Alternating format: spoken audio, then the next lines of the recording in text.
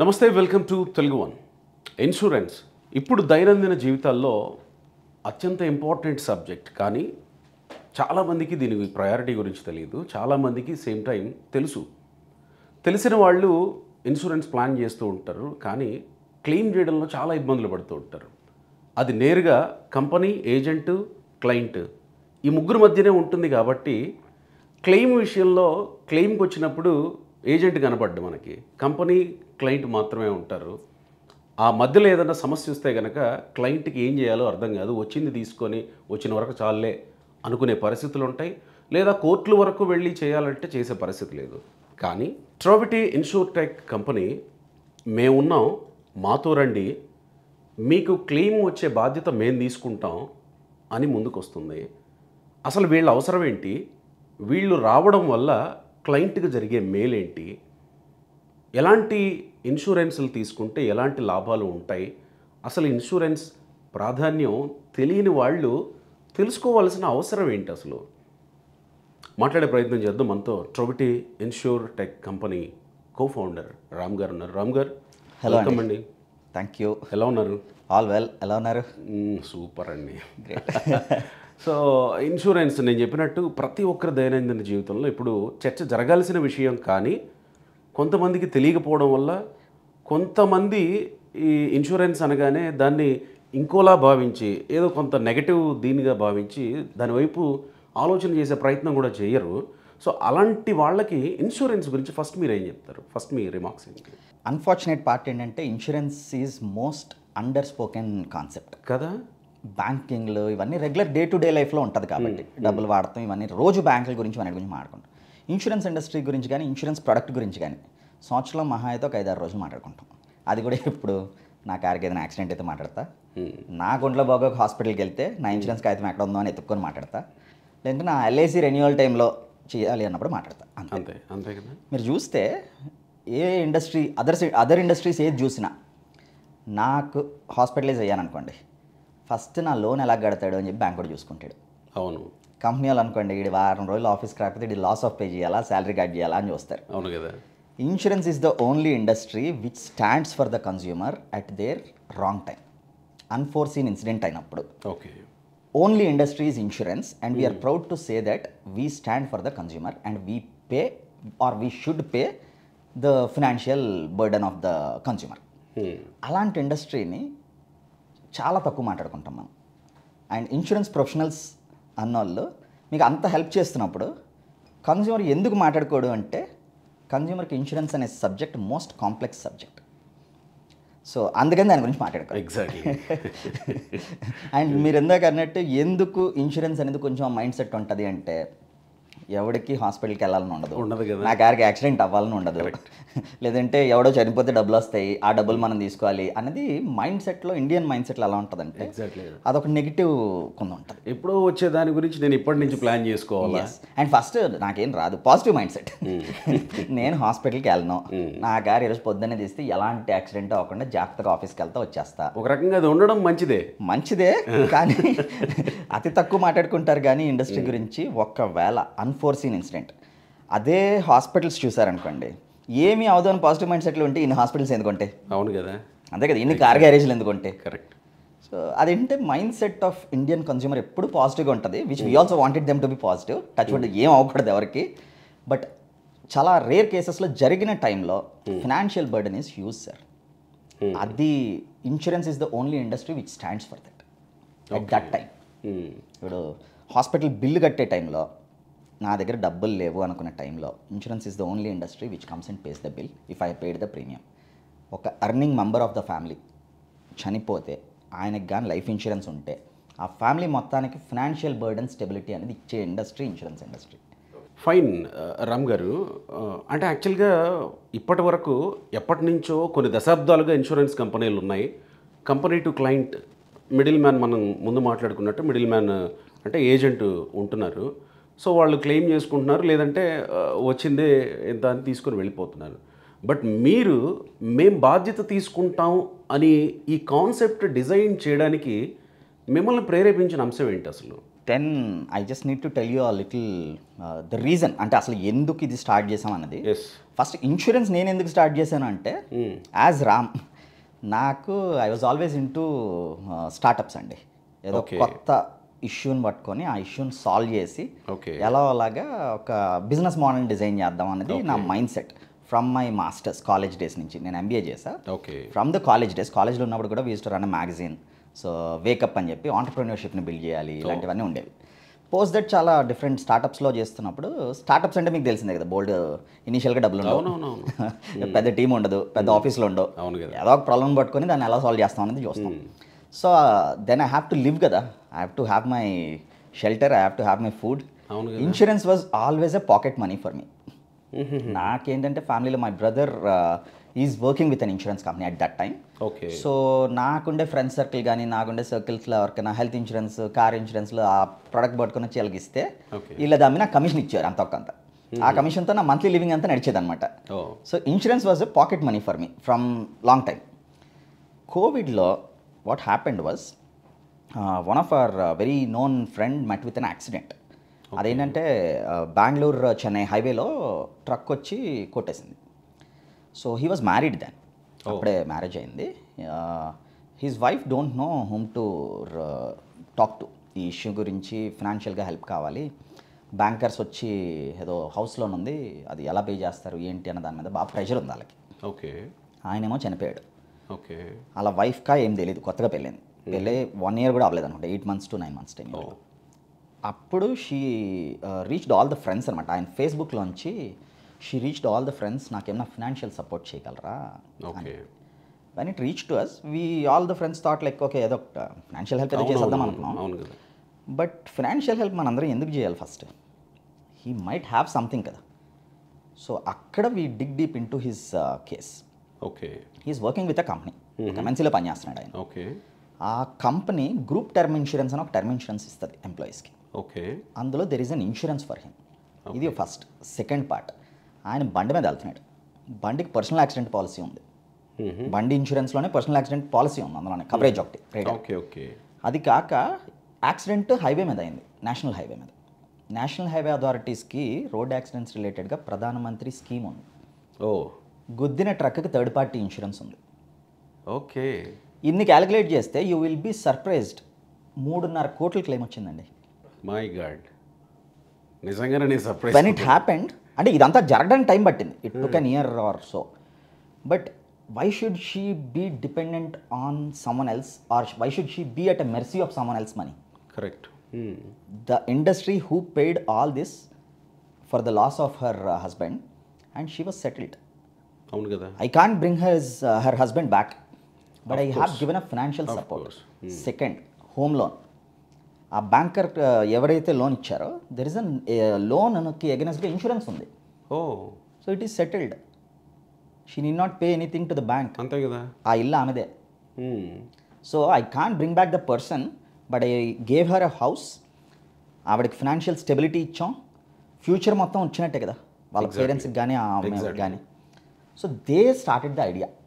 అప్పుడు we're thinking అసలు ఎన్ని కేసులు ఇలా అవుతా ఉంటే, చాలామంది సార్ ఒక యాక్సిడెంట్, అది సినిమాలో డైలాగ్ ఉంటుంది, ఒక యాక్సిడెంట్ వల్ల ఒక ఫ్యామిలీ రోడ్డు మీద పెడతాం. It's not just a person who died. So అలాంటి సిచ్యువేషన్స్లో ఈ ఇండస్ట్రీ కదా నిల్చుంది. Then why are we not doing it in a specific structured way? అక్కడ వీ స్టార్టెడ్. ఓకే, ఈ ఇండస్ట్రీలో అంటే అట్లీస్ట్ నా వరకు నేను ఈ ఇండస్ట్రీతో నా పాకెట్ మనీలా నేను I survived my life. So why don't I do something structured? అప్పుడు we thought to get into an insurance zone. ఇన్సూరెన్స్లో అసలు ఎన్ని ప్రాబ్లమ్స్ ఉన్నాయి, అసలు కన్జ్యూమర్ ఎందుకు ఇన్సూరెన్స్ గురించి మాట్లాడు, ఇదంతా అక్కడ స్టార్ట్ అయింది సార్. సో దెన్ నేను నా అదర్ ఫౌండర్ ఉన్నారు, ఆయనకి ఐడియా చెప్పినండి. He was excited. He had a similar stories in his family. ప్రతి ఫ్యామిలీలో ఉంటుంది సార్ ఈ స్టోరీ. సో ఇవన్నీ మేము కొలైట్ చేసినప్పుడు okay let's do something organized స్ట్రక్చర్లో చేద్దామని చెప్పి. Then we went, insurance professionals కావాలి కదా మాకు, సబ్జెక్ట్ మ్యాటర్ ఎక్స్పర్ట్స్ కావాలి. దెన్ నేను చెప్పిన మా brother who was heading some other companies in insurance, he like the idea and he immediately resigned there and he wanted to join hands with us because he's an insurance expert. And అట్లనే we have another expert called Atmaram garu అని చెప్పి. He was a reinsurance expert. ఆయన retirement తీసేసుకొని he don't want to do anything. ఆయనకి మేము ఇది చెప్పినప్పుడు he was excited and he wanted to join hands. Like that all the like minds came together to do something in insurance. So that's how Trovity is born, or insurance ecosystem is born for us. So ఈ మొత్తంలో sales is not a story. అప్పటి వరకు ఉన్న system sales నడుస్తుంది. But సేల్స్తో జరిగేది కాదు ఇది. అసలు ఇన్సూరెన్స్ అనేది అర్థం చేసుకోవాలి ఫస్ట్. అర్థం చేసుకోవడం ఏంటి? ఇన్సూరెన్స్ నేను మీకు ఇప్పుడు చెప్పినట్టు ఇందాక నేను చెప్పిన కేసులో వాళ్ళ వైఫ్కి, ఇక్కడ మీరు ఇందాక అబ్జర్వ్ చేస్తుంటే వాళ్ళ వైఫ్కి ఆయనకి ఎన్ని పాలసీలు ఉన్నాయో ఆమెకు తెలియదు. అంటే తను చెప్పరు. మీరు ఎప్పుడైనా చెప్పుంటారా? నాకు తెలిసి మా ఫాదర్ ఎల్ఐసి పాలసీ కొంటారండి. ఎందుకంటే మా సంచవరణ ఎవడో ఏజెంట్ ఉంటాడు, వాడు ఎవ్రీ సండే మా ఇంటికి వస్తాడు, ఒక ఎల్ఐసి పాలసీ అమ్ముతాడు. మా ఫాదర్ ఏంటంటే ఒక పిల్లల మీద ఇన్వెస్ట్ చేద్దాం అని చెప్పి తీసుకుంటారు. ఆ కాగితం మా ఫాదర్ ఎక్కడో భద్రంగా దాస్తారు. అది నాకు కూడా తెలియదు ఎక్కడ దాశారు. అంటే అన్లెస్ నా ట్యాక్స్ ఎగ్జామ్షన్స్ కోసం ఆ నెంబర్ తీసుకుంటాను అంతే. చెప్పే ప్రయత్నం కూడా చేయరు. అది మైండ్ సెట్ అంతే. అలానే నేను హెల్త్ ఇన్సూరెన్స్ కొన్నాను అనుకోండి, కొనేసి ఊరుకుంటా, ఎవరికి చెప్పను. నాకు ఉంది కదా అనుకుంటా, నాకే కదా ప్రాబ్లం వచ్చినప్పుడు కావాలి అది. ఎగ్జాక్ట్లీ. సో ఇవన్నీ ఒక దగ్గర మనం ఎక్కడొక్కడ స్టోర్ చేయాలి కదా. అప్పుడు మేము ఒక రిపోజిటరీ ప్లాట్ఫామ్ పెట్టాం. అంటే where I need to store అన్నీ ఒక దగ్గర తీసుకొని రావాలి ఈ కాగితాలన్నీ. మీరే ఆలోచించుకోండి, మీ కార్ ఇన్సూరెన్స్ ఎక్కడ ఉందో మీకు తెలుసా? ఆఫ్కోర్స్ ఏ మెయిల్లోనూ ఉంటుంది, లేదంటే ఏదో కార్ డిక్కీలో ఉండొచ్చేమో, మనం చూడం ఇప్పుడు. డాక్యుమెంట్ పోలీసుడు పట్టుకుంటాడేమో అని చెప్పి పెట్టుకుని తిరుగుతాం. బట్ అందులో క్లాజెస్ ఏంటి, కండిషన్స్ ఏంటి, ఎవడో చెప్పాలి కదా మీకు. అవును. సో దట్స్ వేర్ Trovity అనే ఒక రిపోజిటరీ ప్లాట్ఫామ్ ఫస్ట్ బిల్డ్ చేయాలి. ఫస్ట్ ప్రాబ్లమ్ ఈస్ మీ అన్ని కాగితాలు తెచ్చి ఒక దగ్గర పెట్టాలి. ఇప్పుడు ఎవడో ఒక ఎక్స్పర్ట్ మీకు చెప్పాలి ఇవన్నీ కరెక్ట్గా ఉన్నాయా లేదా. చెప్పినాక మీకు సజెస్ట్ చేయాలి. ఓకే, నేను తెచ్చి మీకు అన్ని జస్ట్ పాడేస్తే సరిపోదు కదా, you are not an expert in it. అవును. సో ఇవన్నీ ఇన్సూరెన్స్ కంపెనీస్ చేస్తాయా? ఎగ్జాక్ట్లీ, నా ప్రశ్న అదే. ఇన్సూరెన్స్ కంపెనీలు ఉన్నాయి కదా, అవి చేయవా? Okay, I lost you the same question in other way. Insurance companies ఉన్నాయా, చేయవా అని అడిగారు. అవును. నేను ప్రీమియం తీసుకున్నాను సార్, మీరు నాకు డబ్బులు కట్టారండి. సో నేను ఇటువైపు పార్టీ, మీరు అటువైపు పార్టీ. రేపు పొద్దున్న ఏదో ఇబ్బంది వచ్చింది మీకు, నేను కదా డబ్బులు ఇవ్వాలి మీకు. అవును. నా జేబులోంచి డబ్బులు ఇచ్చేటప్పుడు నాకు కొంచెం నొప్పి ఉండదా మొత్తం ఇచ్చేయాలంటే? మీరు ఎంత కట్టారు? నాకు మహా అయితే ఒక 10,000 కట్టారు, 10 లక్షలు కవరేజ్ తీసుకున్నారు. 10,000 మీరు కట్టేసి 10 లక్షలు తీసేసుకుంటాను వెనక్కి అంటే ఆ 10 లక్షలు ఎంత తగ్గించాలని నేను ట్రై చేస్తాను. డెఫినెట్గా బేసిక్ ఫండ్. అవును అవును అవును. మరి మీ వైపు నుంచి ఎవడో ఒకటి మాట్లాడాలో వద్దా? పోనీ మీరు మాట్లాడాలనుకోండి, మీకు క్లాజెస్ తెలుసా? ఎందుకంటే ఇప్పుడు మీకు ఈ రోజు అమ్మిన ఏజెంట్ మీ క్లెయిమ్ రోజు రాడు. First point. కరెక్ట్. మీరు హాస్పిటల్లోనో లేదంటే మా కార్ యాక్సిడెంట్ అయినప్పుడు ఎవడు వస్తాడంటే ఇన్సూరెన్స్ కంపెనీ నుంచి క్లెయిమ్స్ మేనేజర్ వస్తాడు. క్లెయిమ్స్ మేనేజర్ వచ్చేటప్పుడు ఏం చేస్తాడంటే రూల్ బుక్ పట్టుకొని వస్తాడు. ఎగ్జాక్ట్లీ. మీరు పాలసీ కొన్నప్పుడు రాడు, రూల్ బుక్ లేదు, క్లెయిమ్స్ మేనేజర్ లేడు. అంతేనా? కరెక్ట్. వాడు ఒక ప్రపోజల్ ఫామ్ అని కూడా తెస్తాడు. ఆ ఫామ్ ప్రపోజల్ ఫామ్ అని కూడా మీకు ఇప్పటికీ తెలిసి ఉండదు నాకు తెలిసి. వాడు ఏం చెప్తాడంటే, సార్ ఈ పేజీలో ఎందుకు కానీ లాస్ట్ కాగితం మీద సంతకం పెట్టండి సార్ అంటే. అంతే. మనం కూడా వీడికి 10,000 ఇచ్చేసి వదిలించేసుకుందాం, ఇప్పుడు ఈ సోది అంతా అవడం వింటాం అని చెప్పి మనం మాట్లాడాలి. మనకి ఎంత డాక్యుమెంటేషన్ తక్కువ ఉంటే అంత ఇది కదా. అంతే. ఇప్పుడు అవన్నీ చేస్తే నాకేం అర్థం అవుతుంది, నువ్వు చూసుకుంటావు కదా. అంతే కదా. క్లెయిమ్ వచ్చినప్పుడు మాత్రం వాడు రాడు. Claims manager from insurance company వస్తాడు. వాడు రూల్ బుక్తో వస్తాడు. వాడికి తెలిసిన రూల్స్ లా మొత్తం చెప్తాడు, మీకు క్లాజెస్ చెప్తాడు, కండిషన్స్ చెప్తాడు. మీకు ఫైర్ యాక్సిడెంట్లు అవి అయినప్పుడు రీఇన్స్టేట్మెంట్ క్లాజ్ అంటాడు. అసలు ఆ క్లాజ్ ఎప్పుడైనా వినుంటాం మనం? రిటర్న్ టు ఇన్వాయిస్ కవరేజ్ అని చెప్పి మోటార్లో వినుంటాము మనం. Pre hospitalization expenses, post hospitalization expenses, waiting periods వాళ్ళు చెప్తాడు. వెయిటింగ్ పీరియడ్ అంటే ఏం అర్థం అవుతుంది సార్ ఎవరికైనా? కామన్ మ్యాన్కి ఎందుకు అర్థం అవుతుంది? అప్పుడు someone should be there on behalf of you కదా. మీ వైపు నుంచి ఒక లాయరో, మీ వైపు నుంచి ఒక మీ పిఏనో ఎవరో ఒకరు ఉండాలి కదా. That's what is Trovity. ఒక కన్జ్యూమర్కి ఇవన్నీ చేసి పెట్టి మీకు మొత్తం మీ ఎక్స్టెండెడ్ ఆర్మ్ లాగా ఉండటానికి ఒకడు ఉండాలి అని చెప్పి వీ స్టార్టెడ్ దిస్ ఆర్గనైజేషన్. అంటే మీ త్రూ పాలసీస్ కొనాలా? Good question. ఓకే. Trovity అనేది ఇప్పుడు మీడియేటర్ అండి. ఓకే. ఇప్పుడు మీకు ఇన్సూరెన్స్ కంపెనీకి మధ్యలో మీడియేటర్ Trovity అని ఉంటుంది. జనరల్గా బ్రోకింగ్ కంపెనీస్ IRDA అనేది ఒక రెగ్యులేటర్ ఉంటుంది ఇండియాలో. Just like RBI for banking, regulatory for insurance is IRDA. వాళ్ళు ఏజెంట్స్ అంటారు, బ్రోకర్స్ అంటారు, అలా కొన్ని లైసెన్సెస్ ఇస్తారు. ఏజెంట్ ఎందుకంటే agent majority of the times insurance company appointed agent. అవును. Brokers role should be working for the consumer. అంటే ఒక కామన్ మ్యాన్కి కోసం పనిచేయాలి, క్లయింట్ కోసం పనిచేయాలి. క్లయింట్కి అన్నీ తెలియదు కాబట్టి నువ్వు ఎక్స్పర్ట్ కాబట్టి బ్రోకర్ క్వాలిఫైడ్ ఎగ్జామ్ అని ఒకటి ఉంటుంది. ఆ ఎగ్జామ్స్ అన్ని పాస్ అయ్యి మేము లైసెన్స్ తెచ్చుకుంటాం. ఓకే. సో అంటే వీఆర్ ప్రొఫెషనల్స్. ఓకే. సో కన్జ్యూమర్కి తెలియనప్పుడు నువ్వు వచ్చి సజెస్ట్ చేయాలి కన్జ్యూమర్కి. చేసినాక ఇన్సూరెన్స్ కంపెనీస్లో ఏది బెస్టో సజెస్ట్ చేయాలి. Because insurance companies 50+ insurance companies ఉన్నాయి. అవును. ఏది బెస్ట్ మీకు ఎలా తెలుస్తుంది? సో ఇవన్నీ చేయడానికని బ్రోకర్ని పెట్టుకున్నారు యాజ్ రెగ్యులేటర్. బట్ బ్రోకర్స్ నా దగ్గర పోన్న పాలసీకి అయితే నేను సర్వీస్ చేస్తానండి. ఇప్పుడు కార్ ఉందనుకోండి, నా షోరూంలో కొన్న కార్కి అయితే నేను సర్వీస్ చేస్తాను. మీరు ఎక్కడో కొనుక్కొని వచ్చి నన్ను సర్వీస్ చేయమంటే అలా చేస్తాను. ఇక్కడే గ్యాప్ ఉంది. నేను అమ్మేసా బ్రోకర్గా. సో ఇక్కడ మీ అవసరం ఉంది. ఎస్, బ్రోకింగ్ ఇండస్ట్రీ అవసరం ఉంది. మిగతా వాళ్ళు చేస్తున్నారా లేదా అంటే I have no comment. But Trovity as Trovity irrespective ఎందుకు చేస్తున్నాం కూడా చెప్తా. ఓకే, మీది ఇన్సూరెన్స్ ఉంది అంటే మేము we understand your insurance. Once we understand your insurance then I can explain you about complete అసలు మీకు ఏం ఉండాలి ఏం ఉండకూడదు అని చెప్తా. ఓకే, ఎంత నేను మీకు గైడ్ చేశాను కదా. ఇన్సూరెన్స్ ఇందులో నాకేమొచ్చింది, ఏదో కూర్చున్నా మీకు ఎక్స్ప్లెయిన్ చేస్తా, మీ ఇన్సూరెన్స్లో ఎన్ని ఉండాలని చెప్పా, ఇక్కడ కొనుక్కుంటే మంచిదని చెప్పా, మీరు కొనేసుకున్నారు. నాకేం వస్తుంది ఇందులో, ఏం రాదు కదా. ఎగ్జాక్ట్లీ. అక్కడ క్లయింట్ నుంచి మీకు ఏమన్నా చెల్లించాల్సి ఉంటుందా? లేదు, జీరో. నాకేం పే చేయక్కర్లేదు. మరి మీకేంటి లాభం? Insurance companies will pay us. Okay, but as an individual నాకు ఉండే బిగ్గెస్ట్ ప్రాబ్లమ్ స్టేట్మెంటే అది. ఇప్పుడు నేను మీకోసం పనిచేస్తున్నాను సార్. ఓకే, ఇన్సూరెన్స్ కంపెనీ దగ్గర కమిషన్ తీసుకుంటున్నాను సార్. అప్పుడు నాకు am I not bias towards insurance company? నాకు ఎవరు డబ్బులు ఇస్తే అలవైపు కదా మాట్లాడాలి కదా. ఎగ్జాక్ట్లీ. లాయర్ మీ దగ్గర ఫీజు తీసుకుని అవతల కేసు వాదించలేడు కదా. సింపుల్ గా సామాన్యుడికైనా వచ్చే క్వశ్చన్ ఇది. చాలా మందికి నాకు ఎక్కడి నుంచి డబ్బులు వస్తాయి అనేది తెలియదు, ఫస్ట్ పాయింట్. రెండు, తెలిసినా కూడా నేను అటువైపు పనిచేస్తాను ఇటువైపు పనిచేస్తాను అనేది బిగ్గెస్ట్ క్వశ్చన్. పైసలు కంపెనీ ఇస్తున్నప్పుడు నేను ఇటువైపు ఎలా పనిచేస్తాను? ఐఆర్డీఏ ఎప్పుడు మీ దగ్గర నుంచి పైసలు తీసుకోవద్దని చెప్పలా. బట్ జనరల్గా కొన్ని సంవత్సరాల నుంచి industries following this as a practice. Okay. So మా కంపెనీలో మేమేమనుకుంటున్నాం అంటే we should standardize those rates. Insurance companies నుంచి తీసుకుంటున్నాం, ఎక్కడి నుంచి తీసుకుంటున్నాం, ఇవన్నీ కాసేపు పక్కన పెట్టేస్తే యాజ్ ఏ కన్జ్యూమర్ మీ గురించి నేను వచ్చినప్పుడు నాకు డబ్బులు ఎలాగొస్తే మీకు చెప్తాను. ఓకే, ఇన్సూరెన్స్ అన్నది ప్రతి సంవత్సరం కట్టేదనే కాదా? మీరు కారు కొనుక్కున్నారు సార్, మీ కారు అమ్మేదాకా ప్రతి సంవత్సరం ఇన్సూరెన్స్ కడతారా? ఈ సంవత్సరం ఎవరితోనో కట్టారు సార్, ఏదో ఇన్సూరెన్స్ కంపెనీకి ఇచ్చారు. నేను ఈ సంవత్సరం అంతా నేను మీకు వచ్చి మీ కాగితాలన్నీ చూసి మీకు ఎక్స్ప్లెయిన్ చేసి ఇంత సర్వీస్ చేసి మీ కాగితాలన్నీ ప్రాపర్ డాక్యుమెంటేషన్ చదివి మీకు చెప్పా అంత ఇంత రిలేషన్ బిల్డ్ అయింది. నెక్స్ట్ ఇయర్ అట్లీస్ట్ నాతో కడతారు కదా. అవును. Service, the biggest concept in insurance is service. Once I serve you in a right manner you will pay the next year premium with me. అప్పుడు నేను డబ్బులు సంపాదించుకుంటా. కాకపోతే అంటే అన్ఫార్చునేట్ పార్ట్ ఏంటంటే ఈ రోజుకి డబ్బులు వచ్చేయాలని చెప్పి ఫస్ట్ నేను సర్వీస్ చూడట్లేదు. ఇచ్చేస్తున్నారు మార్కెట్లో అందరూ. ఏంటంటే ఈ రోజుకి వస్తా, పాలసీ అమ్మేస్తా, వెళ్ళిపోతా అంతే. నీ క్లెయిమ్ వచ్చింది, నువ్వు ఇన్సూరెన్స్ కంపెనీతో మాట్లాడు. తర్వాత విషయం నాకు తెలియదు. మీలాంటి కన్స్యూమర్లు ఇంకో 150 కోట్ల దేశంలో ఎవడో దొరుకుతాడు నాకు.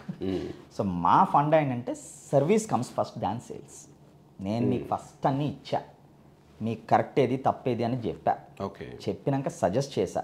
నెక్స్ట్ ఖచ్చితంగా నేను ఎంత చేసినాక నాతోనే కదా ఉంటారు. ఖచ్చితంగా ఇంత ట్రాన్స్పరెన్సీ తీసుకొస్తున్నా. ట్రాన్స్పరెన్సీ ఇక్కడ important. Exactly. Okay sir, I would always say 2 things in insurance: truth and transparency. ఈ రెండు ఉంటే insurance industry is the most respectful industry in this world. అంటే ఇప్పుడు రెస్పెక్ట్ఫుల్ కాదా? అది నేను చెప్పకూడదు మరి.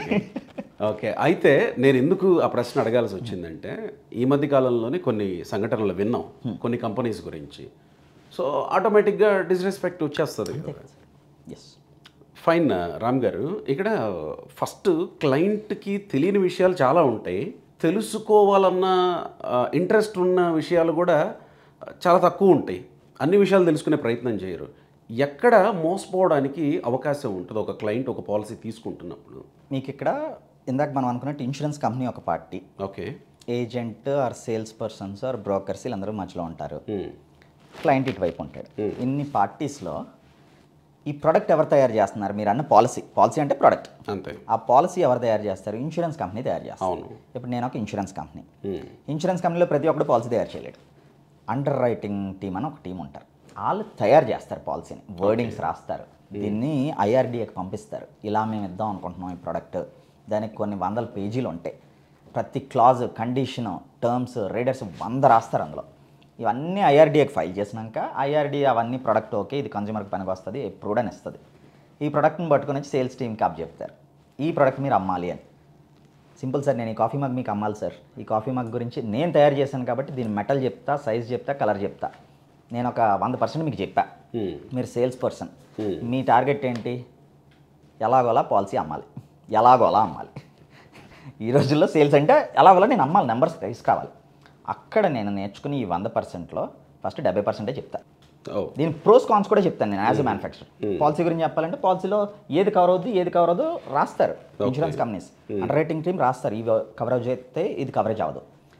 యాజ్ ఏ సేల్స్ పర్సన్ వెళ్తున్నప్పుడు ముందు రాదు అని చెప్తే ఎవడైనా డబ్బులు ఇస్తాడా మీకు? మీకు ఈ క్లెయిమ్ రాదండి ఈ విషయంలో అంటే మీకు ప్రీమియం కట్టరు.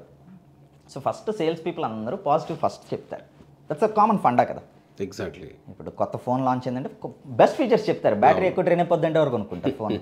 అట్లానే సేమ్ ఇన్సూరెన్స్లో కూడా నాకు కవరేజ్ అయ్యేవన్నీ చెప్తా, కవరేజ్ అవనవన్నీ మెల్లగా చెప్తా, లేదంటే కొంచెం కొంచెం చెప్తా. అక్కడ ఫస్ట్ ప్రాబ్లం స్టార్ట్ అవుతుంది. అండ్ యాజ్ ఏ కన్స్యూమర్ ఎక్కువ అడుగుతామో మనం, కన్స్యూమర్ వైపు నుంచి కూడా ఇష్యూ ఉంటుంది. ఇప్పుడు ఇన్సూరెన్స్ పాలసీ మీరు హెల్త్ కానీ లైఫ్ కానీ ఏదైనా తీసుకునేటప్పుడు స్మోక్ చేస్తారా, డ్రింక్ చేస్తారా, ఇవన్నీ అడుగుతారు. నేను స్మోక్ చేస్తాను కానీ చేస్తానని చెప్తే ఎక్కువ ప్రీమియం ఛార్జ్ చేస్తారేమో అని చేయనండి అంటాం. నేను డ్రింక్ చేస్తాను కానీ చెప్తే ఎక్కువ ప్రీమియం ఛార్జ్ చేస్తారేమో అని చేయనండి అంటాం. సో యాజ్ ఏ కన్స్యూమర్ నేను ఫ్యాక్ట్ చెప్పట్లేదు, యాజ్ ఏ సేల్స్ పర్సన్ మీరు కవర్ అయ్యేవి చెప్తున్నారు, కవర్ అయ్యేవి చెప్పట్లేదు, పెద్దగా చెప్పట్లేదు. చాలాసార్లు టీవీలో యాడ్స్ వస్తాయి, 400 రూపాయలకి ₹1 కోటి ఇన్సూరెన్స్ అని.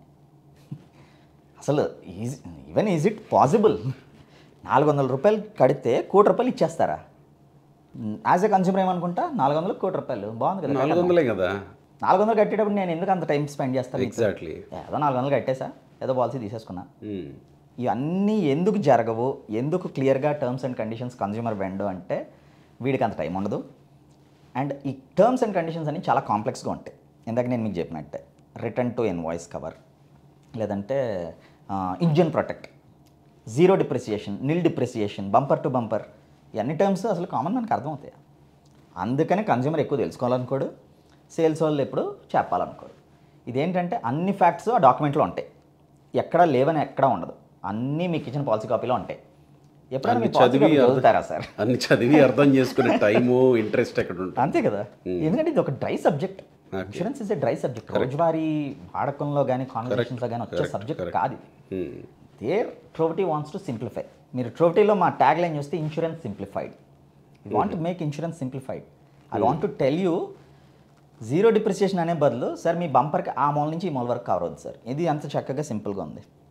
నేను రిటర్న్ టు ఇన్వాయిస్ అనే బదులు సార్ మీరు కొన్న రోజు కారు ఏ వాల్యూ అయితే ఉందో ఈ రోజు మళ్ళీ కార్ అదే వాల్యూ నేను ఇచ్చేస్తాను అంత సింపుల్గా ఉంది చెప్పడానికి. సో ఈ వాడుక భాషలో we convert that insurance language. We are trying to do that.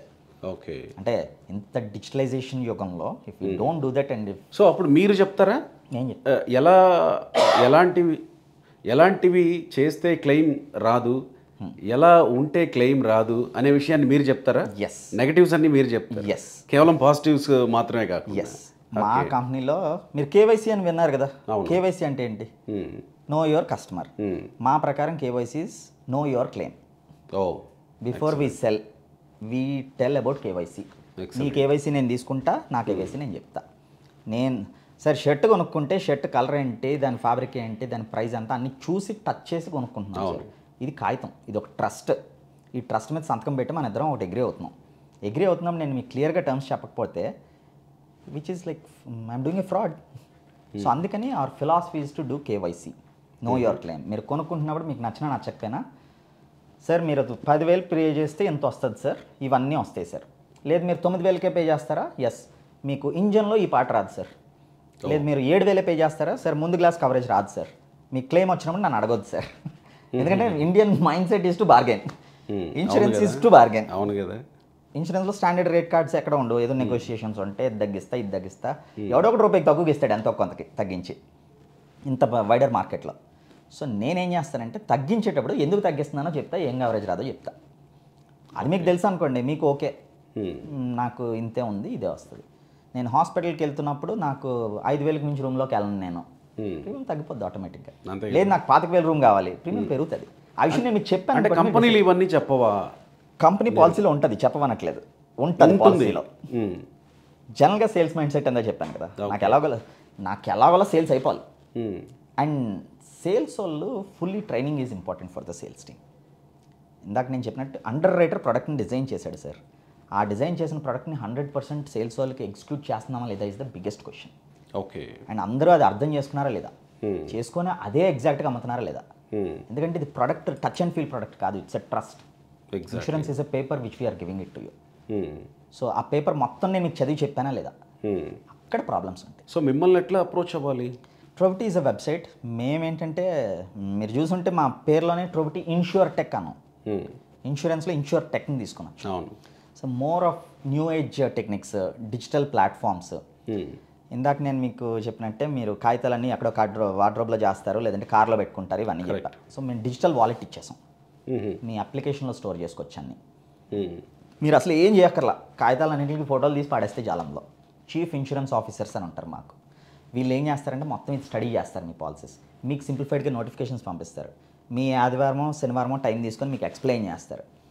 ఇప్పుడు మీరు క్రెడిట్ కార్డ్ తీసుకుంటే +1 కార్డ్ అని ఇస్తారు కదా వైఫ్కో కిడ్స్కో, అలాగా we're launching insurance card.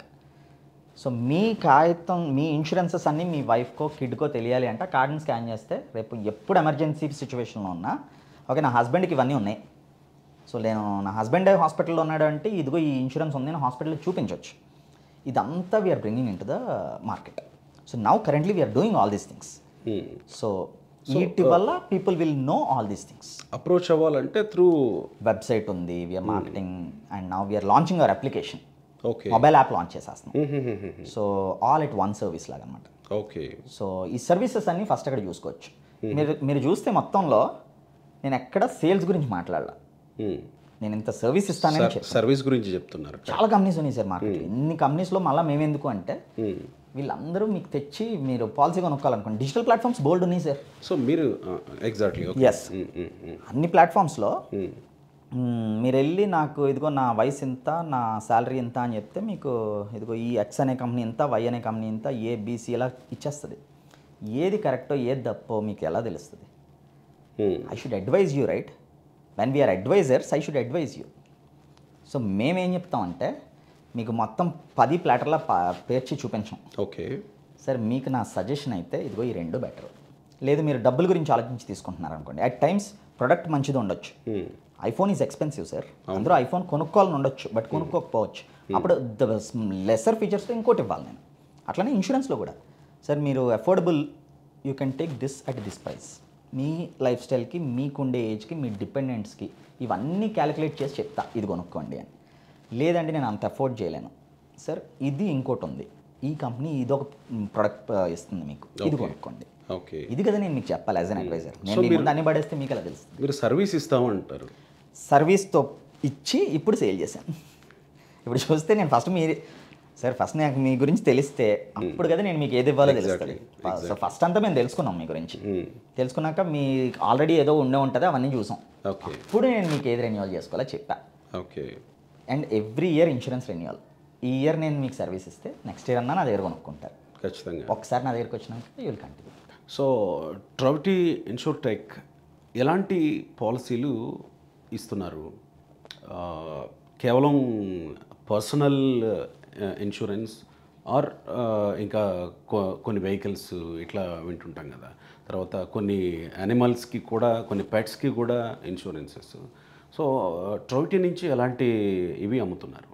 Sir ట్రోబిటీ ఎలాంటి ప్రోడక్ట్ తయారు చేయదు, first part correct. Trovity is an intermediary. Insurance companies తయారు చేసే ప్రొడక్ట్స్ని ఏ కన్జ్యూమర్కి ఏ ప్రోడక్ట్ రైట్ అనేది ఇస్తుంది. అట్లనే కన్జ్యూమర్కి ఉండే రిక్వైర్మెంట్, ఈ కన్జ్యూమర్స్కి ఇలాంటి ప్రోడక్ట్ కావాలి అనేది ఇన్సూరెన్స్ కంపెనీకి వెళ్ళి సజెస్ట్ చేస్తుంది. So they are bridge between the insurance company and the consumer. ఇప్పుడు మార్కెట్లో ఉండే అన్ని ఇన్సూరెన్స్ కంపెనీస్ చూస్తే 50+ ఇన్సూరెన్స్ కంపెనీస్ ఉన్నాయి. వాళ్ళ దగ్గర ఈచ్ కంపెనీ దగ్గర బోల్డ్ ప్రొడక్ట్స్ ఉంటాయి, అంటే 100 కొద్ది ప్రొడక్ట్స్ ఉంటాయి. అందులో ద బెస్ట్ ఏంటి అనేది చూస్ చేసుకొని ఇస్తారు. Okay. So as an organization అనే పాటికి మల్టిపుల్ ఛానల్స్, మల్టిపుల్ పీపుల్ ఉంటారు కాబట్టి మా company Trovity is like an Amazon for the insurance. అంటే A to Z of products, ఏ ప్రోడక్ట్ మీకు కావాల్సిన ట్రోబిటీ దగ్గర ఉంటుంది. ఎందుకంటే ట్రోబిటీ అన్ని ఇన్సూరెన్స్ కంపెనీస్తోనే టైఅప్ ఉంటుంది. ఓకే. ఏజెంట్కి ఏంటంటే ఒక కంపెనీతోనో 2 కంపెనీస్తోనో తెలుస్తుంది. యాజ్ అన్ ఇండివిజువల్ ఇప్పుడు నన్ను అడిగారు, నాకు కొంత లిమిటెడ్ నాలెడ్జ్ ఉంటుంది. ఎగ్జాక్ట్లీ. నాలాంటి ఎక్స్పర్ట్స్ చాలామంది ఉంటారు కంపెనీ. వాళ్ళ వాళ్ళ నాలెడ్జ్తోని లిమిటేషన్స్తోని A to Z products of insurance okay. ఇండివిజువల్స్కి health, life, motor, personal accident, home insurance ఇలాంటివన్నీ ఇస్తాం. ట్రావెల్ ఇన్సూరెన్స్, జ్యువెలరీ ఇన్సూరెన్స్ ఇలాంటివన్నీ కంపెనీస్ ఉంటాయి. మా కంపెనీలో ఎంప్లాయీస్ అందరికీ గ్రూప్ హెల్త్ ఇవ్వాలి, లేదంటే పర్సనల్ యాక్సిడెంట్ ఇవ్వాలి, లేదంటే మా కంపెనీకి ఫైర్ ఇన్సూరెన్స్ ఉండాలి, లైబిలిటీ ఇన్సూరెన్స్ ఉండాలి, సైబర్ ఇన్సూరెన్స్ ఉండాలి. ఇలా multiple products, it's an option sir. ఈ అన్ని ప్రొడక్ట్స్ సజెస్ట్ చేస్తాం, ఏ కంపెనీతో తీసుకోవచ్చో కూడా చెప్తాం. పెట్స్, ఈ రోజుల్లో పెట్స్లో యూనో 10,000 నుంచి 10 కోట్ల దాకా పెట్స్ ఉన్నాయి. అవును. వాటికి కూడా ఇన్సూరెన్స్ ఉంటుందా? ఎస్. ఇన్సూరెన్స్ కంపెనీస్ చేస్తాయి, వాళ్ళకి మేము సజెస్ట్ చేస్తాం. సరే ఇలాంటి పెట్స్ వీళ్ళు చేస్తున్నారు కాబట్టి వీళ్ళ దగ్గర ఈ పెట్ ఉంది, దానికి ఇన్సూరెన్స్ అడుగుతున్నారు. వీళ్ళు ఆ పెట్స్ ఎలాంటివి ఉంటాయి, ఎన్ని ఉంటాయి అనేది అనలైజ్ చేసుకొని ఒక రేట్కి అరైవ్ అయ్యి ఈ టర్మ్స్తో ఈ పెట్కి ఇది ఇవ్వచ్చు. డాగ్ ఇన్సూరెన్స్, క్యాట్ ఇన్సూరెన్స్, బర్డ్స్కి ఇవ్వచ్చు. అట్లానే నా అసెట్, అమితాబ్ బచ్చన్ గారికి voice is an asset, Balasubrahmanyam గారికి వాయిస్ ఈజ్ అన్ అసెట్. అలాగా వాటిని కూడా ఇన్సూర్ చేసుకోవచ్చు. సో బికాజ్ వాళ్ళ డిమాండ్ ఉన్నది దానికి. సచిన్ టెండూల్కర్ ఉన్నారు సార్, ఆయనకి bat is an asset. So అలాగా we understand the consumers requirements and we insure it. Film insurance అలా అని చెప్పి ఫిల్మ్ ఫ్లాప్ అయితే ఇస్తారా అని అడగండి ఎవరేమో. సో షూట్ చేసేటప్పుడు ఏదో అయింది సిచ్యువేషన్లో, దానివల్ల డిలే ఆఫ్ ద షూట్ అయింది. దానికి ప్రొడ్యూసర్కి లాస్ వస్తుంది కదా, దాన్ని కవర్ చేయొచ్చు ఇన్సూరెన్స్లో. లేదంటే ఒక కొరియోగ్రాఫర్కో హీరోకో ఏదో యాక్సిడెంట్ అయింది, దట్ ఈజ్ కవర్డ్. కాకపోతే ఏ ప్రోడక్ట్ ఎవరికి తీసుకోవాలి, ఎలాంటి కండిషన్స్లో తీసుకోవాలి, క్లాజెస్ ఏమేమి పెట్టుకోవాలి అన్నది మాలాంటి advisers, the brokers give it. So as Trovity we give A to Z of insurance. మీరు ఒక పెద్ద కార్పొరేట్ కంపెనీకి ఇన్సూరెన్స్ చేయమన్నా చేస్తాం. As Trovity we insured 3 ports in the coastal belt, sea ports. అట్లానే as Trovity we insured 2-wheeler as well for a common man. So A to Z products, bicycle insurance కూడా చేస్తాం sir మేము. So retail to corporate anything వీడు. అంటే ఇక్కడ already మీరు చెప్పినట్టుగానే కొన్ని కంపెనీస్ నేరుగా అందరూ ఉన్న ఎంప్లాయీస్కి అందరికీ ఇచ్చేస్తాయి ఇన్సూరెన్సెస్, ఈవెన్ ఫ్యామిలీకి కూడా ఇచ్చేస్తారు వాళ్ళంతా. బట్ మళ్ళీ వాళ్ళు పర్సనల్గా తీసుకోవాల్సిన అవసరం ఉంటుందా? ఎస్. చాలామందికి తెలియని ఒక బిగ్గెస్ట్ పాయింట్ నేను మీకు ఈరోజు చెప్తాను. నా కంపెనీ నాకు ఒక 3 లక్షలు 5 లక్షలు ఇన్సూరెన్స్ ఇస్తుంది కదా. ఆ 3 లక్షలు 5 లక్షల ఇన్సూరెన్స్ ఎప్పుడు నేను కంపెనీతో ఉన్నంత వరకే. ఓకే. నేను కంపెనీ ఈరోజు మానేసా, నాకు కంపెనీకి ఏదో అయింది, లేదా నాకు మంచి జాబ్ వచ్చింది, లేదా నా పర్ఫార్మెన్స్ వల్ల కంపెనీ తీసింది, నా ఇన్సూరెన్స్ ఈ రోజుతో క్లోజ్. రేపు నాకేమైనా అయింది, నా పరిస్థితి ఏంటి? ఇండివిజువల్ పాలసీ అప్పుడు కొనుక్కుంటానులే అనుకోవచ్చు. నేను ఇదిగో నెక్స్ట్ మంత్ రిజైన్ చేస్తున్నాను అన్నప్పుడు ఈ మంత్ ఇన్సూరెన్స్ కొనుక్కుంటా, ఇప్పటి నుంచి ఎందుకు అని. ఇండివిజువల్ పాలసీలో చాలా కండిషన్స్ ఉంటాయి. చాలా కంపెనీస్ ఫస్ట్ 30 రోజులు కవర్ చేయవు. ఈరోజు నేను ఇన్సూరెన్స్ కొనుక్కున్నాను సార్, రేపు వెళ్ళి హాస్పిటల్కి అడ్మిట్ అయిపోతానంటే కవర్ అవ్వదు. అవును కదా. అదే కార్పొరేట్ పాలసీల్లో చాలా అట్లా అవుతుంది. బట్ అక్కడ మానేసి ఇక్కడ కొనుక్కుంటాను అంటే మీరు వెయిటింగ్ పీరియడ్స్ ఉంటాయి. అందుకని we suggest every individual to buy a personal insurance and younger the cheaper. నేను 25 సంవత్సరాల్లో ఇన్సూరెన్స్ కొనుక్కునేటప్పుడు మీరు ఆలోచించండి, 25 సంవత్సరాల పిల్లోడికి ఏం డిసీజెస్ వచ్చేస్తాయి? అవును, చాలా రేర్. చాలా హెల్తీగా ఉంటారు కదా సహజంగా. And single, not yet married. అవును. మెటర్నిటీ కవరేజ్తో తీసేసుకున్నాడు అనుకోండి, ప్రీమియం ఎంత అవుద్ది? మహా అయితే ఒక 12,000 అవుతుంది సంవత్సరానికి చెప్తున్నాను. ఒక 28-30 వచ్చేబట్టి పెళ్ళి అయింది, వైఫ్ వచ్చింది, వైఫ్ని యాడ్ చేసుకుంటాడు పాలసీలో, ప్రీమియం తక్కువే కదా అవుతుంది. అవును. అదే 40 ఏళ్ళ వాళ్ళకి తీసుకోవాలనుకోండి, ప్రీమియం ఆబ్వియస్లీ పెరిగిపోద్ది, రిస్క్ ఎక్కువ, అంతే కదా. So the younger the cheaper. So we suggest all those things as Trovity. Okay. So ఏ ఏజ్ నుంచి ఈ ఇన్సూరెన్స్ వైపు ఆలోచించవచ్చు అసలు? సరే, చిన్నప్పటి నుంచి ఇన్సూరెన్స్ ఉండాలి సార్. చిన్నప్పటి నుంచి అంటే పుట్టిన బేబీ అన్ఫార్చునేట్గా వెంటిలేటర్లో పెట్టాలనుకోండి, okay, is it expensive or not? డెఫినెట్గా. The baby should be covered or not? It should be covered. అది ఇండివిజువల్లా ఫ్యామిలీలో? ఫ్యామిలీ ఫ్లోటర్లో. అంటే ఫ్యామిలీకి ఇన్సూరెన్స్ లేదనుకోండి, baby is not covered. Correct. So everyone should take an insurance from the day 1. Okay sir, insurance is a life cycle sir. పుట్టినప్పటి నుంచి చచ్చిపోయేదాకా. చనిపోయే తర్వాత కూడా ఇన్సూరెన్స్ కదా హెల్ప్ అయింది ఎగ్జాక్ట్ ఫినాన్షియల్గా. పుట్టినప్పుడు వెంటిలేటర్లో పెట్టాలి అంటే ఇన్సూరెన్స్ ప్రీమియమే కదా పే చేశారు, ఇన్సూరెన్స్ క్లెయిమే కదా వచ్చింది. So insurance is a life cycle. It's not like 25 సంవత్సరాలు వచ్చింది కాబట్టి ఇన్సూరెన్స్ తీసుకుందాం, అంటే 45 అయిపోయింది కాబట్టి ఇన్సూరెన్స్ తీసుకోవద్దు, అలా ఏముంది, insurance is life cycle. Okay. మరొక విషయం ఇక్కడ వైఫ్ అండ్ హస్బెండ్, సో ముందు మనం మెటర్నిటీ గురించి మాట్లాడుకున్నాం కదా. అయితే ఇక్కడ ప్రెగ్నెన్సీ టైంలో అప్పుడు తీసుకోవాలనుకున్నప్పుడు ఒక పాలసీ, అప్పుడు ఏ టైంలో తీసుకోవాలి పాలసీ, ఏ టైంలో తీసుకుంటే పుట్టే బిడ్డకు కూడా వర్తించే అవకాశం ఉంటుంది?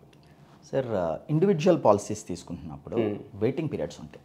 మెటర్నిటీ అనేది 1 year waiting period. Okay. Already conceive అయిన వైఫ్కి నేను ఇప్పుడు పాలసీ తీసేసుకొని నెక్స్ట్ మంత్ డెలివరీ అంటే కవరేజ్ రాదు. రెండు, నేను ఆల్రెడీ పాలసీ తీసుకున్నాను, ఎప్పుడో 3 సంవత్సరాల క్రితం తీసుకున్నా, వైఫ్ని యాడ్ చేయలే. నా పెళ్ళి అయిపోయింది, వైఫ్ని యాడ్ చేయడం మర్చిపోయా, క్లెయిమ్ వచ్చింది, కవరేజ్ రాదు. అది ఎప్పుడు యాడ్ చేయాలి వాళ్ళని? ఐడియల్గా అయితే పెళ్ళి అయిన వెంటనే ఫస్ట్ చేయాల్సిన పని ఏంటంటే ఇవన్నీ చేయాలి. జాయింట్ అకౌంట్లో వైఫ్ని యాడ్ చేసుకోవడం, లేదంటే నా ఇన్సూరెన్స్ పాలసీలో వైఫ్ని యాడ్ చేసుకోవడం. ఇవన్నీ ఏంటంటే ఎవరు చెప్పరు కూడా, అన్ఫార్చునేట్ పార్ట్ అది. పెళ్ళి అనగానే చాలా రకాల హడావుడీలు ఉంటాయి. ఇలాంటి అందరికి పిలిచి భోజనాలు పెడతాం సార్, ఇన్సూరెన్స్ కాగితంలో యాడ్ చేసుకోం sir. So that's common mind set అది. అండ్ ద అదర్ సైడ్ చూస్తే దీని మీద ఎవరు అవేర్నెస్ క్రియేట్ చేయరు. ఎందుకు చేయను? నాకు ఇప్పుడు నేనే కదా సార్ డబ్బులు ఇవ్వాలి, నేను ఇన్సూరెన్స్ కంపెనీ అండి.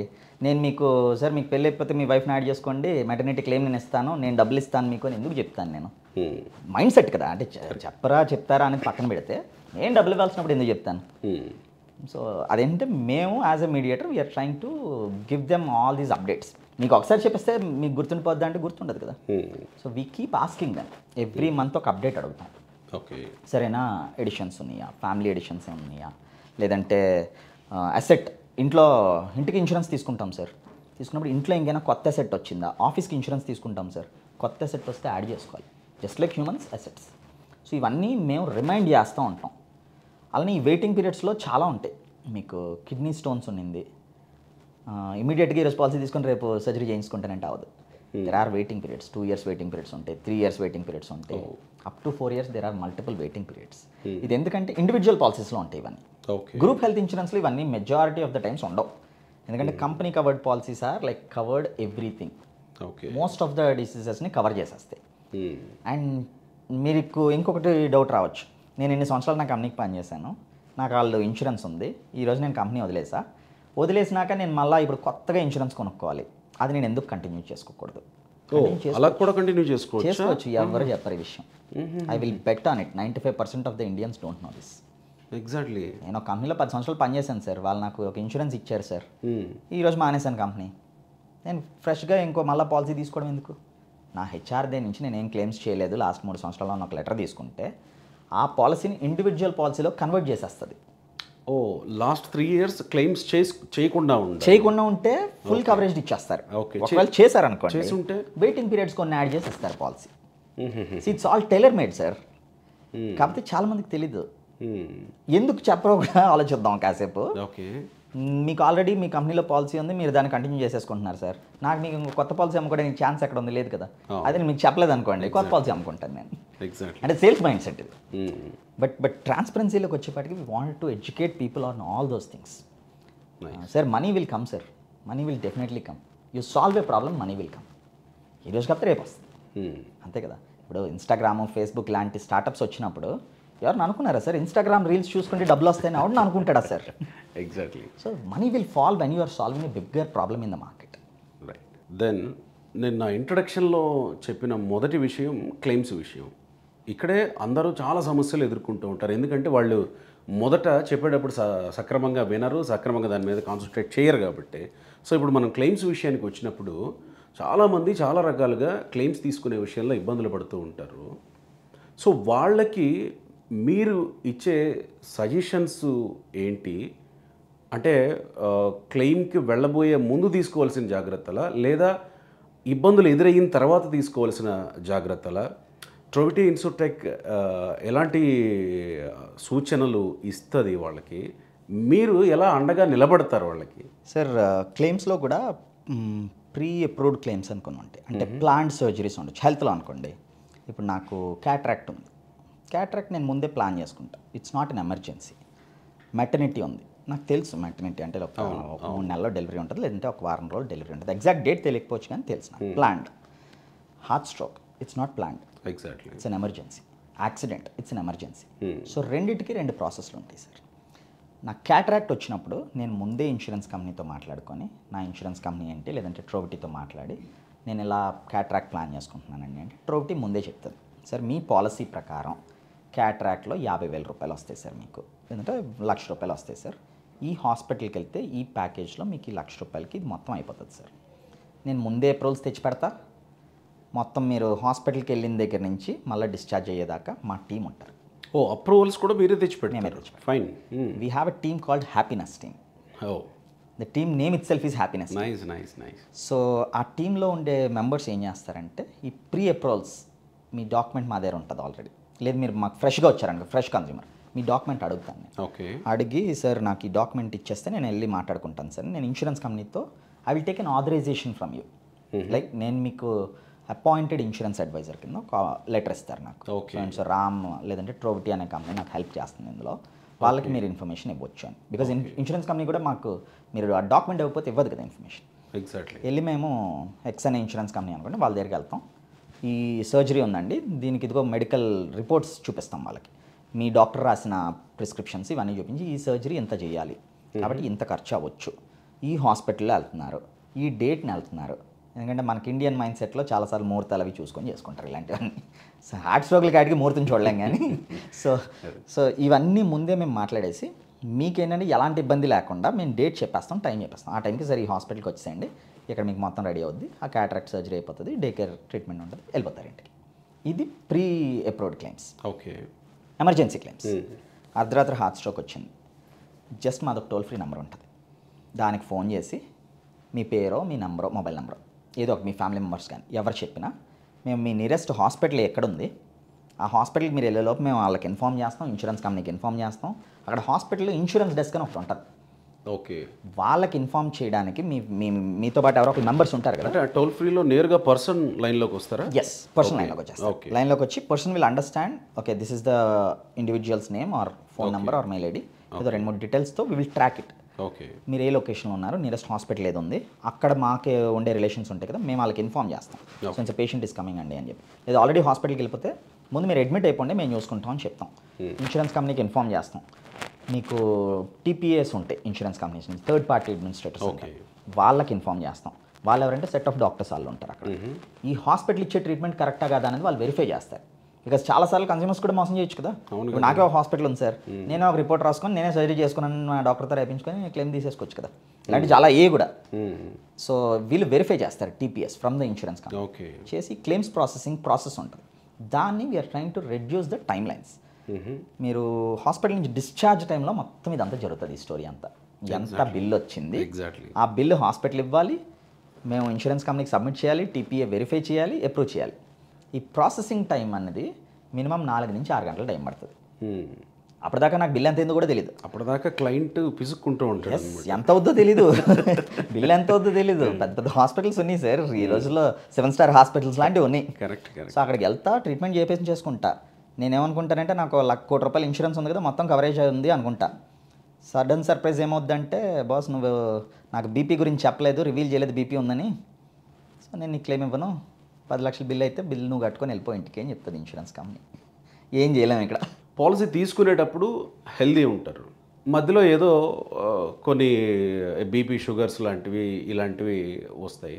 సో క్లెయిమ్ చేసుకునేటప్పుడు మీరు ఇది ముందే చెప్పలేదు కదా అనే అవకాశం ఉంటుందా? సో అలా అంటే దానికి సొల్యూషన్ ఏంటి? అక్కడ ఇన్సూరెన్స్ కంపెనీస్ అలా అంటే కన్స్యూమర్స్ కూడా ఊరుకోరు. సో ఇప్పుడు మాలాంటి మీడియేటర్స్ అందుకే ఉంటారు. సో కొనుక్కునేటప్పుడు నాకు తెలియకపోవచ్చు ఆర్ నాకు లేకపోవచ్చు కూడా బీపీ షుగర్ కూడా ఉండకపోవచ్చు. అది ఇన్సూరెన్స్ కంపెనీస్ మనం రిపోర్ట్స్ సబ్మిట్ చేస్తాం. చాలాసార్లు పెద్ద ప్రీమియమ్స్ తీసుకుంటున్నప్పుడు కానీ కొంచెం ఏజ్ ఎక్కువ ఉన్నప్పుడు కానీ ఇన్సూరెన్స్ కంపెనీ ముందే టెస్టులు చేసుకోమంటాం. టెస్టులు చేసి ఆ రిపోర్ట్ ఇచ్చేస్తా. నా రిపోర్ట్స్లో ఏం లేనప్పుడు insurance company cannot deny the claim. It should not. Deny చేస్తే we go to ombudsman or we will go on an arbitration and we get the claims settled. Yes. So deny చేయడానికి ఏముండదు. అంటే మధ్యలో వస్తే ఏమన్నా మళ్ళీ సబ్మిట్ చేయాలా ఆ విషయాన్ని? సబ్మిట్ చేస్తే మంచిది. చేయకపోయినంత మాత్రాన క్లెయిమ్ డినై చేయాలని రూల్ లేదు. ఇప్పుడు నేను ఈ సంవత్సరం పాలసీ కొనుక్కున్నాను సార్ ఒక 6 నెలల తర్వాత నాకు బీపీ పెరిగింది సార్ నా వర్క్ ప్రెషర్ వల్ల. ఒక సంవత్సరం తర్వాత నాకు హార్ట్ స్ట్రోక్ వచ్చింది సార్. సో ఇప్పుడు మధ్యలో బీపీ వచ్చింది నాకు నువ్వు చెప్పలేదు కాబట్టి క్లెయిమ్ ఇవ్వలేదు అంటే ఒప్పుకోరు. You have to pay. నేను కొనుక్కునే టైంకి నేను హెల్దీగానే ఉన్నా. మధ్యలో వచ్చిన ప్రతిసారి నేను జనరల్గా టెస్ట్ చేయించుకోవాలని రూల్ ఏం లేదు కదా. So this should be paid. Okay. So అందుకనే we tell the consumers to reveal the facts in day 1. So ఆ రివీల్ ఆఫ్ ఫ్యాక్ట్స్లో కూడా మేము మాటికి కన్స్యూమర్ని రిమైండ్ చేస్తాం. ఓకే సార్ మీకు ఏమైనా ఉంటే ముందు చెప్పండి మాకు, చెప్తే we should be transparent from the consumer side, from the insurance company side. That's the exact role we play. అంటే మీ ద్వారా పాలసీ కొన్న వాళ్ళకైతే ఈ సర్వీస్ మీరు ఫ్రీగా చేస్తారు. ఎస్. కొత్తగా వచ్చిన వాళ్ళ పరిస్థితి ఏంటి? అది కూడా మేము ఫ్రీగానే చేస్తాం. మీకేంటి అప్పుడు? అదే నేను మీకు ఇంత ఫ్రీ సర్వీస్ చేశాను సార్, మీరు నెక్స్ట్ ఇయర్ రెన్యూల్ నాతో కొనుక్కుంటారు కదా. Okay fine. ఈ రోజు కాకపోతే మీరు నెక్స్ట్ ఇయర్ ఒక కార్ కొనుక్కున్నారు సార్, దాని ఇన్సూరెన్స్ అన్న నాతో కొనుక్కుంటారు కదా. అంటే క్లయింట్ ఇది కూడా ఆలోచిస్తాడు, మనకు ఫ్రీగా ఎందుకు చేస్తున్నారు, వాళ్ళకేంటి అనేది కూడా ఆలోచిస్తాడు. కాబట్టి నేను ఈ ప్రశ్న అడగాలి. Got it, right, valid point. So ఈ అంబుడ్స్మన్ ఆర్బిట్రేషన్ దీనికి అంతటికి ఎంత టైం పట్టచ్చు సార్? ఫస్ట్ అసలు కామన్ మ్యాన్కి ఈ పదాలే కొత్త. ఆంబుడ్స్మన్ అనేది అంటే ఏంటి చాలా మందికి తెలియదు. అవును. ఆర్బిట్రేషన్ అంటే ఇంకా కొద్ది గొప్ప ఏదో డిస్ప్యూట్ మ్యాటర్స్ అనుకుంటారు. ఇన్సూరెన్స్లో డిస్ప్యూట్ అయినప్పుడు insurance company is on this side of the table, consumer is on that side of the table. అవును కదా. డిస్ప్యూట్ వచ్చినప్పుడు అంతే కదా, లీగల్ మ్యాటర్ లాగా ఉంటుంది. అంతే. ఇన్సూరెన్స్ కంపెనీ ఎలాగోలా క్లెయిమ్ ఇవ్వకూడదు అనుకోవచ్చు, కన్స్యూమర్ ఎలాగోలా క్లెయిమ్ కావాలనుకోవచ్చు. సో అక్కడ arbitrators will be the mediators. So just like A judge, both sides case వింటారు, విని ఏది ఎలా సెటిల్ చేయాలి. సర్వేయర్స్ ఇన్వాల్వ్ అవుతారు. నేను కార్పొరేట్ క్లెయిమ్స్లో చెప్తున్నాను, ఫైర్ యాక్సిడెంట్లో పోయినప్పుడు.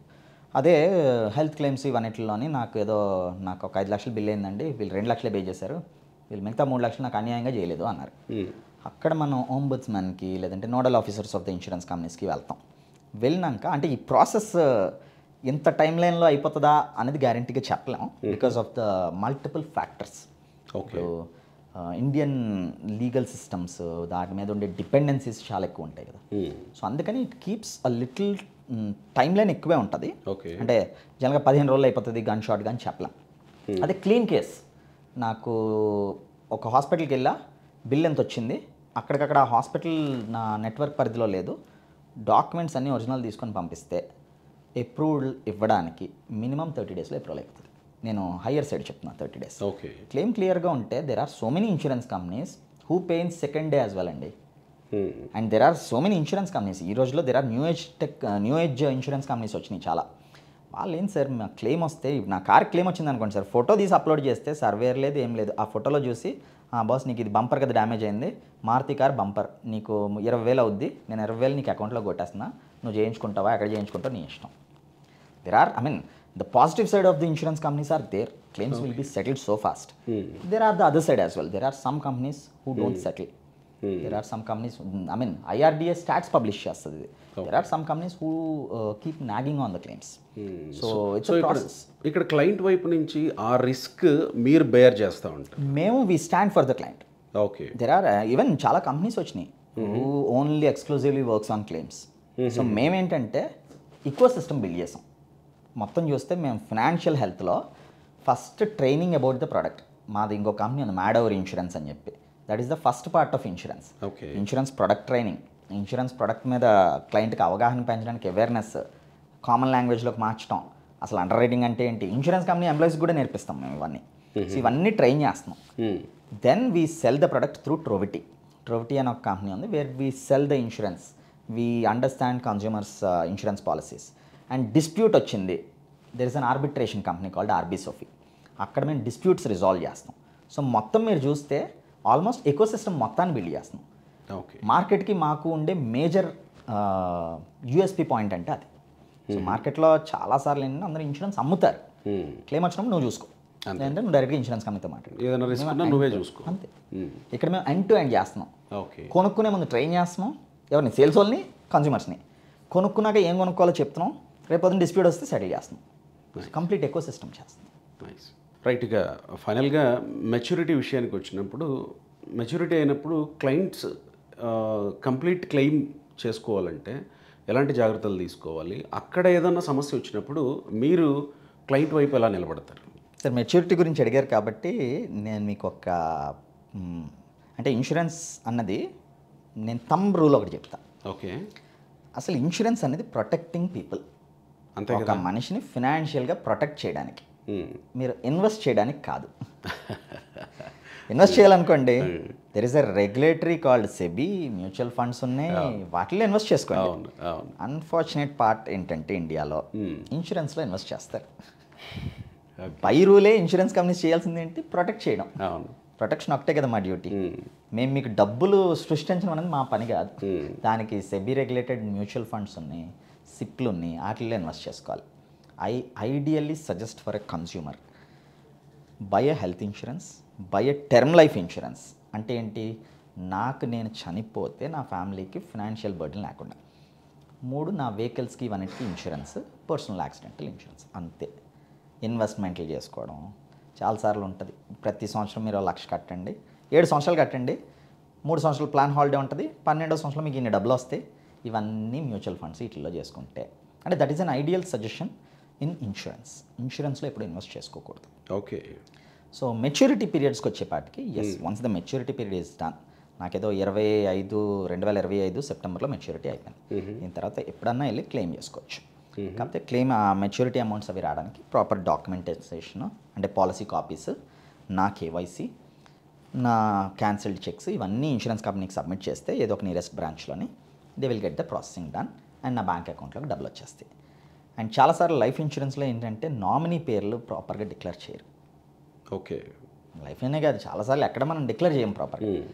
చేయకపోవడం వల్ల ఏమవుద్దంటే ఇబ్బంది, క్లెయిమ్ వచ్చినప్పుడు, ఇప్పుడు నేనున్నాను సార్, నాకు లైఫ్ ఇన్సూరెన్స్ పాలసీ తీసుకున్నా, టర్మ్ పాలసీ, నా నామినీ ఎవరిని పెట్టలేదు.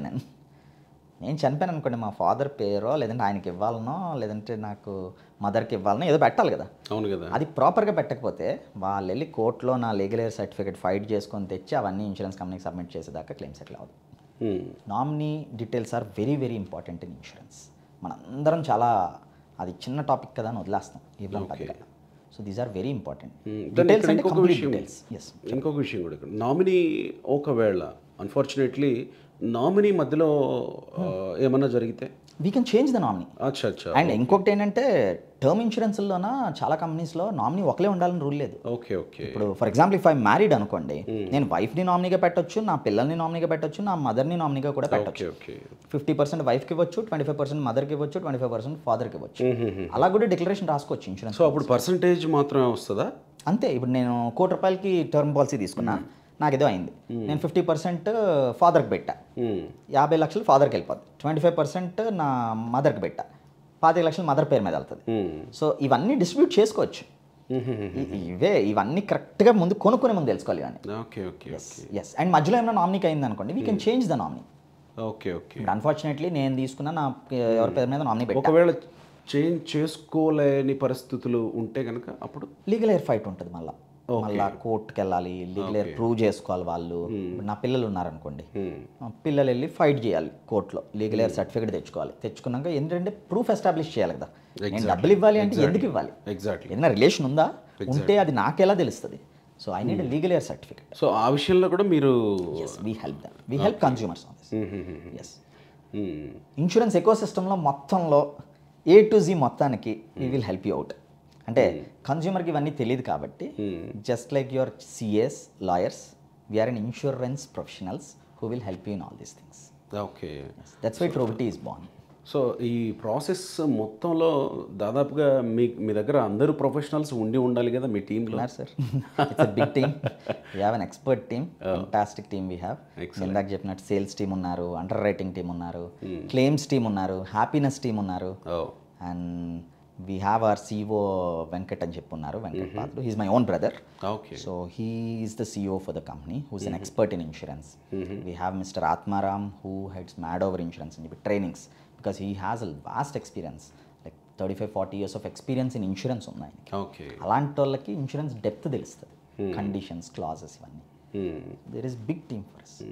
సో నేను మొదట ఇంట్రడక్షన్లో చెప్పిన సమస్యలన్నింటికి మీరు అన్నట్టు A to Z అంటున్నారు కాబట్టి హ్యాపీగా రిస్క్ లేకుండా ఆలోచించకుండా నేరుగా మిమ్మల్ని సంప్రదిస్తే సింప్లిఫై అయిపోద్ది కదా. హ్యాపీ సార్, మా ట్యాగ్ లైన్ అది, సింప్లిఫైడ్ ఇన్సూరెన్స్, సింప్లిఫైడ్ కదా.